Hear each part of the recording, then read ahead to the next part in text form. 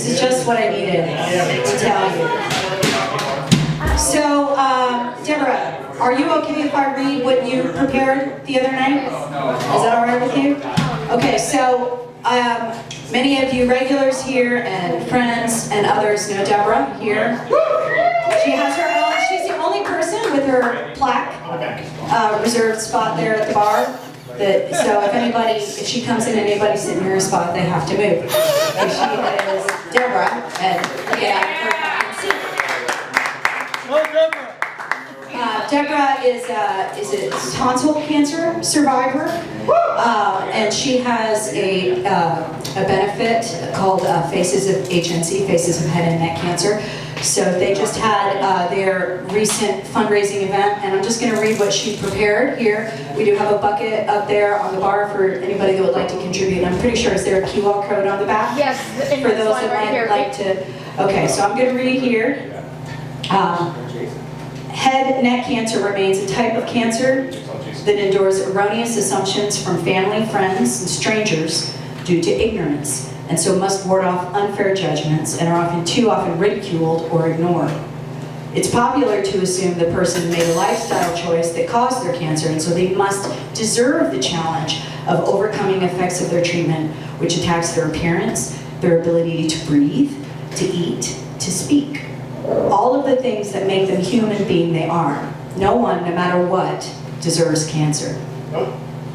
Society understands the trauma and heartbreak of other types of cancer, but seemingly can't understand the trauma and heartbreak of losing the ability to breathe without a breathing device, or speak without a speaking device.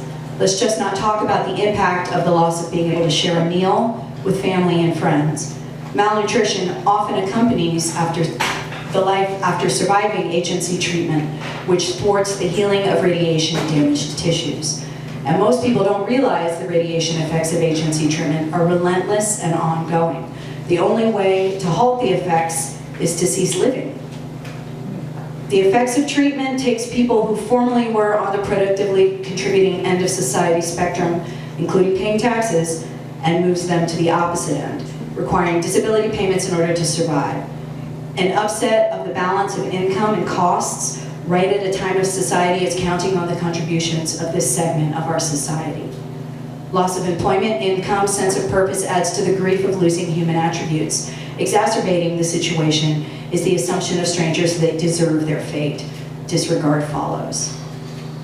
It's easy to understand that people who have been traumatized irreparably, altered by their cancer treatment, must rebuild their confidence in themselves, must return to love themselves. Vulnerability on display, but usually unrecognized by busy people out and about. Cumulatively, these factors contribute to withdrawal from society and the downward spiral of depression, too often leading to suicide. Suicide is a medically well-documented late effect of HNC treatment survivors. When we know this segment of our society is vulnerable and at risk, why are we not doing all we can to help them like they're still valued, contributing members of society? Every event, the funds raised go to help an HNC treatment survivor get the resources they need to put a halt in their downward spiral of feeling hopeless and helpless because they're not getting the help and support they need to feel their life is still worth enduring. The next project, this one that they're working on now, Faces of HNC, wants to support is to bring a London-based choir of HNC treatment survivors, including laryngectomies like Deborah, who have had their voice box surgically removed, whether because of cancer or because of the effects of their cancer treatment. She's working on bringing the choir to Nashville to help spread the word and prove that HNC treatment survivors still have a lot to offer our society. Our own beloved Kristin Larkin wrote a song for the first annual event way back in August 2014. Kristin understands this segment of our society still has a lot to contribute. Deborah is thankful and grateful that our community here at Twisted Copper Brewing Company has accepted her as she is, her robo, hard-to-understand voice, straw-drinking her life-enhancing and nutritiously augmenting beer, and accepting without pressure her no thank yous to your generously offered food. She knows we have enriched her life immeasurably.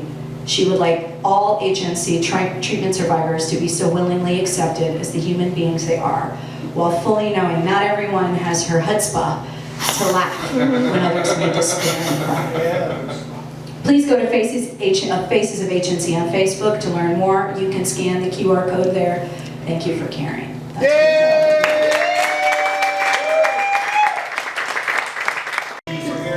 Okay.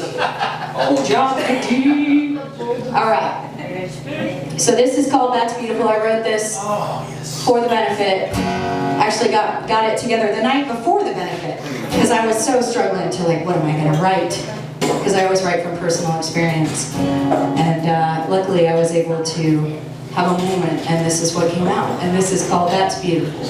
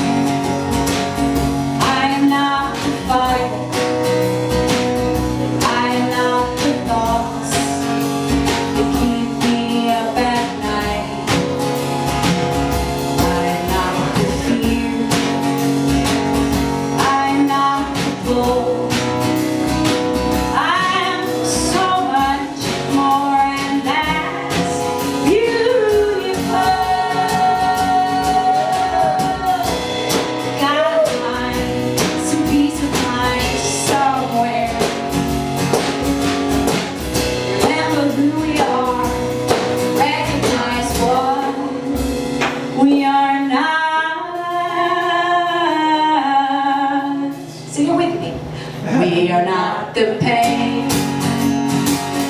We are not the fight. We are not the thoughts that keep us up at night. We are not the fear. We are not the goal. We're so much more, and that's beautiful. We're so much more, and that's beautiful.